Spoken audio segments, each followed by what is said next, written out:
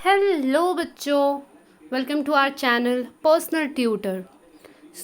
मैंने आपको पढ़ाया चैप्टर डिज़ास्टर मैनेजमेंट। तो उसके एक्सरसाइज के सॉल्यूशंस देखते हैं।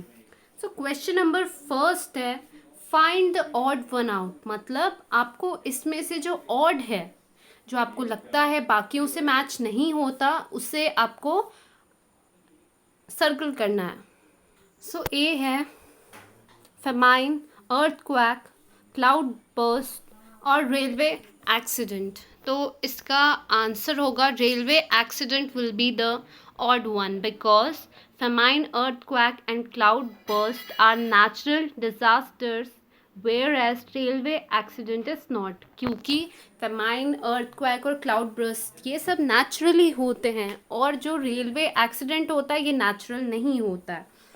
देन बी देखते हैं, drought, heavy rains, storm, tsunami.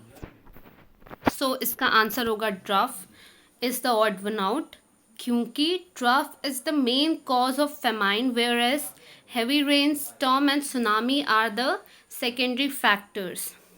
तो सूखा पड़ना जो होता है वो फेमाइन का मेन कॉज होता है। बाकी जो चीज़ें होती है, रेन हो गया, स्टॉर्म हो गया, सुनामी, ये सब सेकेंडरी फैक्टर्स होते हैं। Then C, lava, hot mud, ash, locust. C will be locust is the odd one. Locust odd one होगा, it is an insect which destroys crop.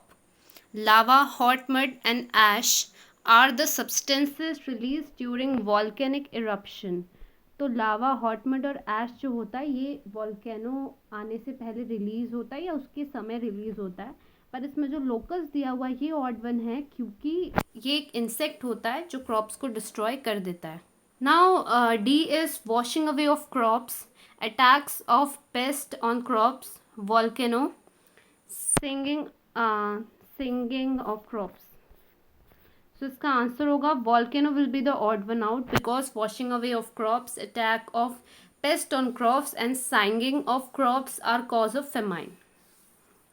Now next देखते हैं। Now question number 2 is what are the remedial measures for the following calamities. ये जो calamities हैं इनकी remedies क्या क्या हैं। तो पहला है फेमाइन। देखते हैं, remedial measure for famine are planned usage of water and its reuse। हम पानी की जो यूज़ है उसे प्लान कर लें और दोबारा यूज़ करें। We should avoid wastage of food and water. खाना फिकना और पानी फिकना, इस चीज़ को कंट्रोल करना पड़ेगा। Plant more and more trees to prevent soil erosion. ज़्यादा से ज़्यादा ट्रीज़ हमें प्लांट करने चाहिए ताकि सॉइल इरोजन की जो प्रॉब्लम है वो ना हो। Adopting water harvesting method to conserve rain water. और रेन वाटर को कंजर्व करने के लिए वाटर हार्वेस्टिंग की जो टेक्निक्स होती हैं उन्हें हमें अडॉप्ट करना पड़ेगा। Then B, lightning strike. Remedial measures for lightning strike are, अगर आउटडोर है, घर के बाहर है, avoid taking shelter under trees के नीचे शेल्टर लेना नहीं चाहिए क्योंकि ट्रीज़ में क्या होता है, लाइटनिंग फट से आ जाती है। Then avoid being near to any kind of metal objects which may include metal wires, fences, machinery and power appliances. ऐसा कोई मेटल ऑब्जेक्ट जैसे मेटल वायर हो गया, फेंस हो गया, मशीनरी या फिर क्या है, पावर अप्लायंसेस, इन सब के आसपास बिल्कुल नहीं रहना चाहिए। Then take shelter inside a fully enclosed car with all the windows shut. और आप ऐसे अगर बाहर कहीं फंस गए हैं तो आप एक ऐसी कार के अंदर रहें जो पूरे तरीके से कवर्ड हो और उसके विंडोज़ बंद हो। देन इफ़ इंडोर, अगर आप घर के अंदर हैं तो if indoor, turn off all the electrical appliances such as television and refrigerator. यदि आप घर के अंदर हैं तो आप जितने भी इलेक्ट्रिकल अप्लायंसेस हैं, जितने भी हैं, सबको बंद कर दें क्योंकि चांसेस है कि लाइटनिंग आपके घर में हो जाए इन सब इलेक्ट्रिकल अप्लायंसेस के कारण। सी स्टॉर्म। स्टॉर्म की क्या क्या रेमेडीज़ है? Do not stand on open ground below a tree near electrical poles और ऑन हाई लोकेशंस।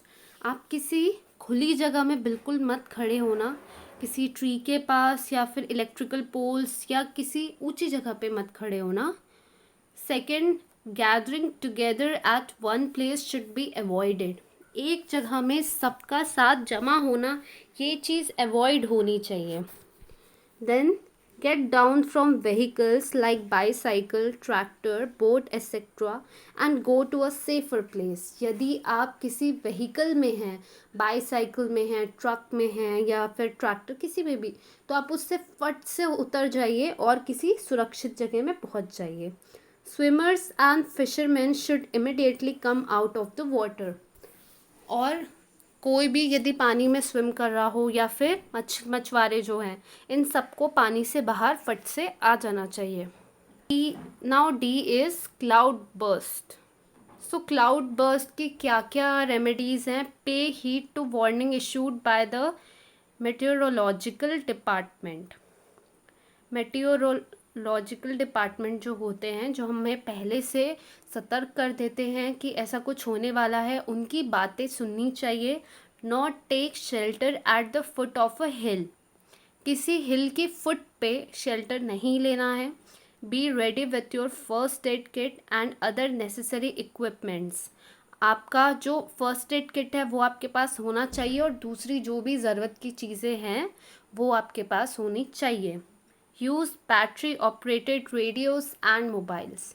और ऐसे रेडियोस और मोबाइल्स यूज़ करें जो बैटरी से ऑपरेटेड हों, चार्ज हों, ताकि आपको खबर मिलती रहे और आप सेफ प्लेस में पहुंच सकें। Now question number third is true और false. Give reasons for your answer. So A है, information about a forthcoming storm is to be kept secret. क्या कोई स्टॉर्म आने वाला है, इस खबर को सीक्रेट रखना चाहिए? तो ऑब्वियसली ये स्टेटमेंट फॉल्स है। The statement given is a false statement. In fact, information regarding a forthcoming storm should be propagated to everyone. अगर ऐसी कोई इन्फॉर्मेशन आपके पास है कि कोई स्टॉर्म आने वाला है, तो ये इन्फॉर्मेशन आपको जल्द से जल्द सबको पहुंचानी चाहिए। This will enable everyone to get prepared for this natural disaster. इसके कारण आने वाली जो भी नेचुरल डिज़ास्टर है उसके लिए हर आदमी जिसके पास ये खबर पहुंचती है वो प्रिपेयर्ड रहेगा। Everyone will be equipped with all the precautionary measures needed to be taken during the storm. और हर आदमी को जो भी प्रिकॉशनरी मेजर्स चाहिए, जो भी प्रिकॉशंस चाहिए, उन सब के साथ वो रेडी रहेगा उस स्टॉर्म के समय में। Then question number B is, you should not swim when there is lightning in the sky. जब स्काई में लाइटनिंग हो तो हमें स्विमिंग नहीं करनी चाहिए। ये ट्रू है कि फॉल्स है? ये एक ट्रू स्टेटमेंट है। The statement given is a true statement. This is because the water in the water bodies in which we swim are good conductor of electricity. क्योंकि जो पानी होता है वो इलेक्ट्रिसिटी का अच्छा कंडक्टर होता है, मतलब उससे इलेक्ट्रिसिटी ईजिली पास हो सकती है। Also a wet person is more conductive than a dry person. Due to this our body inside the water will become very prone to lightning strike. क्या होता है, एक आदमी जो भीगा हुआ है और एक सूखा आदमी, तो भीगा हुआ आदमी जो होता है वो ज़्यादा कंडक्टिव होता है, मतलब उसमें इलेक्ट्रिसिटी आने की या उससे शॉक लगने के ज़्यादा चांसेस होते हैं. तो हमारी बॉडी क्या है, जब भीगी रहती है तो उसमें इलेक्ट्रिसिटी बहुत जल्दी पास हो जाता है. तो इसीलिए कोई भी पर्सन यदि वाटर के अंदर है तो वो उस पर्सन से आराम से इलेक्ट्रिसिटी पास हो जाएगी और उससे इलेक्ट्रिक शॉक्स लग सकते हैं. It could cause severe burns और might kill us if lightning falls on our wet body. और यदि लाइटनिंग हमारे ऊपर गिर जाती है तो हम जल सकते हैं या फिर हमारी डेथ भी हो सकती है. Now C is, it is possible to prevent the eruption of a volcano. क्या वॉल्केनो का इरप्शन, मतलब जो वॉल्केनो फूटता है, उस चीज़ को बचाया या उस चीज़ को रोका जा सकता है? So answer is no, it is not possible to prevent और control the eruption of a volcano. नहीं, ये पॉसिबल नहीं है.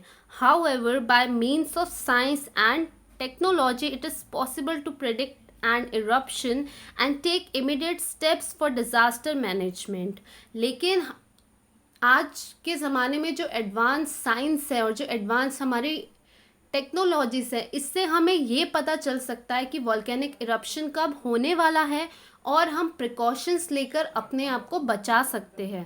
तो D is heavy rains result in famine.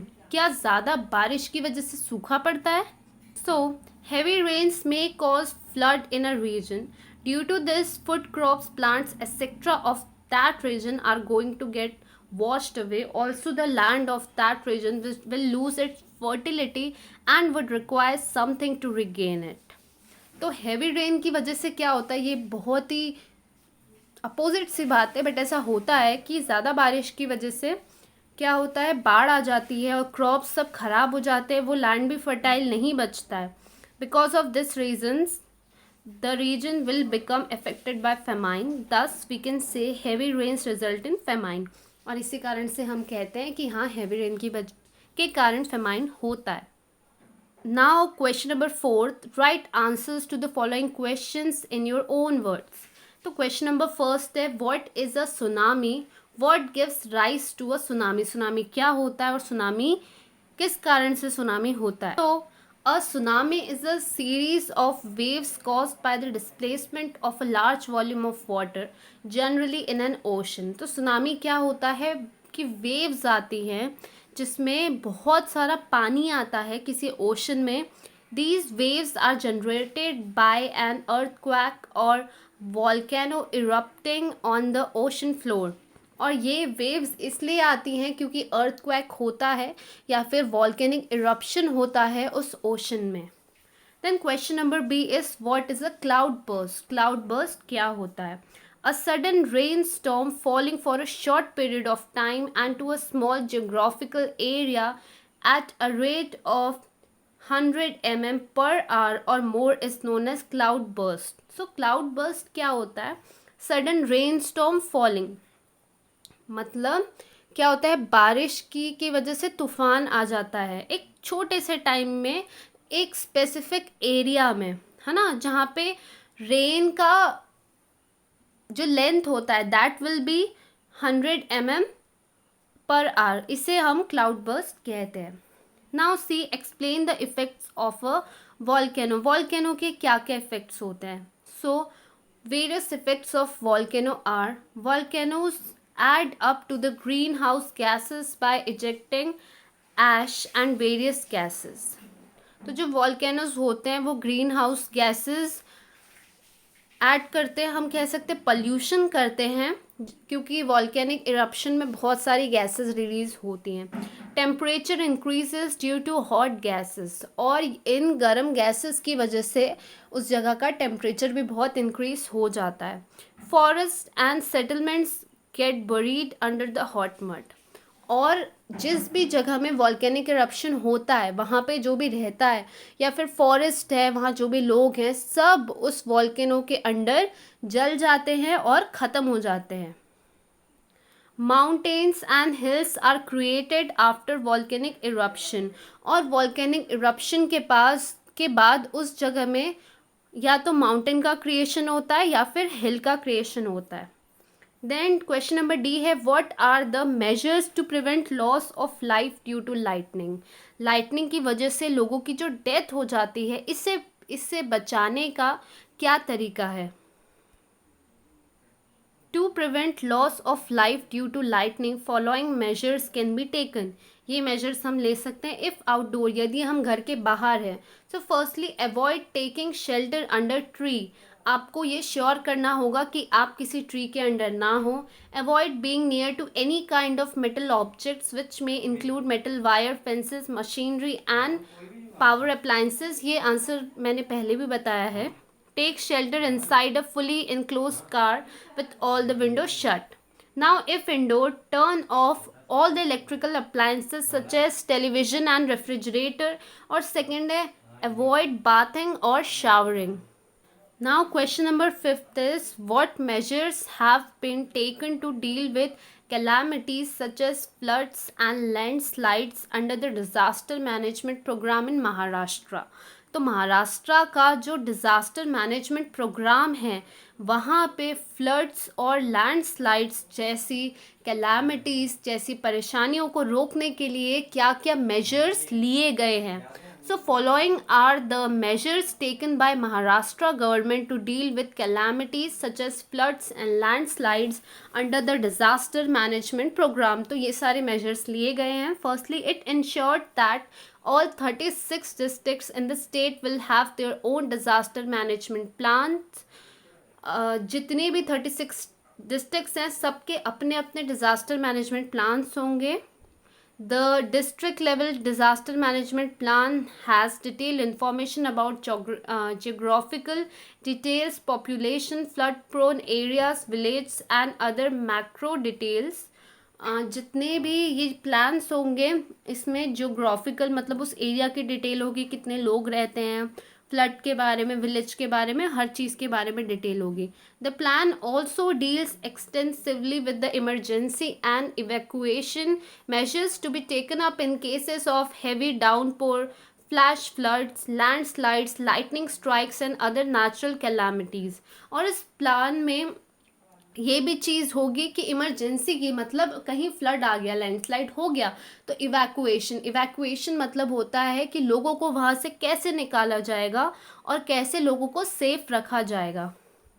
Now second point है अ disaster management orientation training program will be launched soon in 100 schools in every district. The government also decided to impart master trainers training for 50 school teachers from all the schools. मतलब क्या होगा, schools में programmes किए जाएंगे जहाँ पे disaster management में क्या करना चाहिए, नहीं करना चाहिए, ये बताया जाएगा. और 50 स्कूल टीचर्स अपॉइंट किए जाएंगे जो बेसिकली ये जो ओरिएंटेशन का प्रोग्राम है इस प्रोग्राम को संभालेंगे. Maharashtra School Security Program will be set up under which steps will be taken to ensure protection of schools and other educational institutions during and after natural disasters. So Maharashtra School Security Program भी start किया जाएगा जिसमें schools और जितने भी educational institutions हैं जहाँ पे पढ़ाया जाता है उन सबको उस नेचुरल डिज़ास्टर के आने के पहले और बाद में और उसके समय प्रोटेक्शन दी जाएगी. The Maharashtra state disaster management plans also consist of special provisions for dealing with women, children, the aged, handicapped and animals.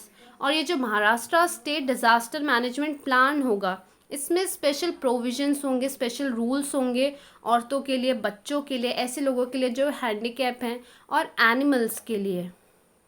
Now question number 6 is with reference to disaster management, what are the things in your house that you will check?